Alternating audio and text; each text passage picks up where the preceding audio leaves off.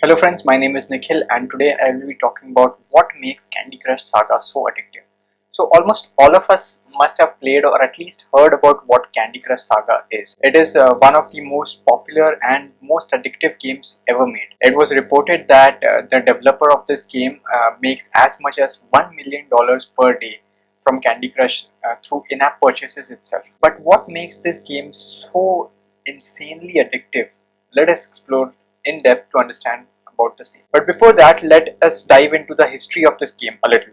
Candy Crush Saga's game mechanics are based on an old match 3 game called as Bejeweled, and it was launched first in 2012, and ever since it has been rapidly growing. Remember those annoying Facebook notifications from your friends constantly popping up and disturbing you? That is what made this game go viral so much. I think the law of averages worked to the advantage of this game. In simple words, what law of averages states that if the more exposure you give to something, the more it is likely to happen. So it doesn't matter if you fail 100 times, if you still keep on trying, you are very likely to succeed 101st time.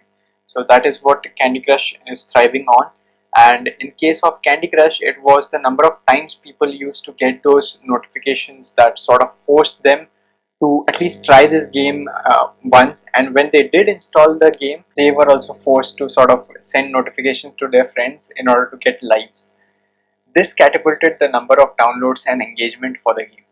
Furthermore, the gameplay of Candy Crush Saga isn't just random, it is carefully thought through and perfected over the years. Why do you think this game constantly ranks in the top 10 list of games on Google Play Store? Everything including the artwork, sounds and game mechanics have perfectly balanced out to make sure that you are constantly addicted to this game. So here's how it works basically. This game has seemingly endless number of levels, right? So every time you complete one level, you are forced to finish one more psychologically, and so on and so forth. You are trapped into a constant circle of completion, and a feeling of accomplishment runs through you every time you complete a level. They also go as far as branding levels based on their difficulty, so you can easily find out if a level is easy or hard as they display it right in beginning of that particular level, right? So if a level is displayed to be hard, then it poses a challenge to our brain, and our brain does not like to be challenged badly, right? It sort of becomes a matter of pride after that. This is the same thing that they prey on. Not only this, but the level map of this game also shows you which level your friends are on. So if you have a large number of friends on Facebook like I do, then you will find many of your friends have completed more than 100 levels, 200 levels, whatever. This gives you a sort of an inferiority complex and gives you a reason to push harder and keep finishing more and more levels. It catapults you into an endless loop where you keep completing, completing and completing. It doesn't matter if you are on the top of levels completed list among your friends, because sooner or later one of your friends will pass you through and is now 10 levels ahead of you. What would you do?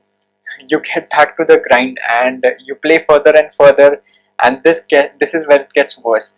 By this time you don't even realize how badly addicted you are. Now you aren't playing this game, the game is actually playing with you. Plus the sounds used in this game are extremely carefully handpicked. They always touch upon your emotions perfectly by encouraging you when you make a good move, and the game visually tells you that you have made a good move, which increases that dopamine levels in your brain. It feels good when you get a chain reaction or create a special candy by matching 5 candies in a row. And also the game makes you wait for lives. So if you complete 10 levels and the last 11th level is very difficult and you keep on playing for 5 times but you can't complete that level, then you lose your lives. And the thing is that if you don't want to wait, either buy lives or ask your friends to send lives through social media notifications and invites.